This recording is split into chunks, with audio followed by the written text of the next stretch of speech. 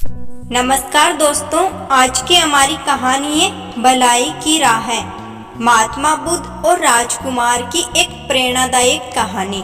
अगर कहानी अच्छी लगे तो प्लीज चैनल को सब्सक्राइब जरूर कर देना। बहुत समय पहले की बात है। एक राजा अत्यंत विनम्र और दानी था। अपनी प्रजा से उसे बहुत प्यार था और सदैव उसके सुख दुख का ध्यान रखता था। इन्हीं गुणों के कारण उसकी ख्याति दूर दूर तक फैली हुई थी। दुर्भाग्य से राजा का पुत्र प्रगति में अपने पिता से बिल्कुल विपरीत था। उसे किसी की कोई चिंता नहीं थी। उसके दुष्टतापूर्ण व्यवहार से राजा और प्रजा दोनों ही परेशान थे। उसके पुत्र को सुधारने एवं सही मार्ग पर लाने का बहुत प्रयास किया, परंतु असफल रहा। उसे ज्ञान देने हेतु दूर दूर से विद्वान एवं मनीषी बुलाए, परंतु दुष्ट बालक के व्यवहार में कोई परिवर्तन नहीं आया, बल्कि आयु बढ़ने के साथ साथ उसके दुर्गुणों में वृद्धि ही होती गई। सौभाग्य से एक दिन महात्मा बुद्ध भी उस राजकुमार को सही मार्ग पर लाने की चेष्टा से उसके पास आए।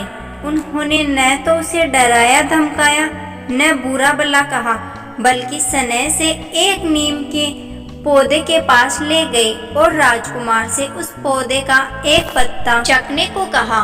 नीम के पत्ते को खाने से राजकुमार का मुंह कड़वा हो गया और क्रोध में आकर उसने उस पौधे को उसी समय उखाड़कर फेंक दिया। महात्मा बुद्ध ने उससे कहा, राजकुमार, तुमने पौधे को उखाड़कर क्यों फेंक दिया?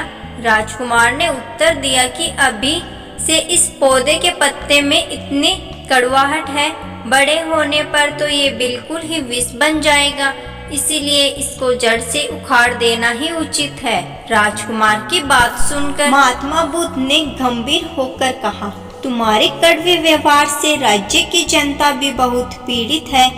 यदि तुम्हारी ही नीति जनता भी काम में ले तो तुम्हारी क्या दशा होगी।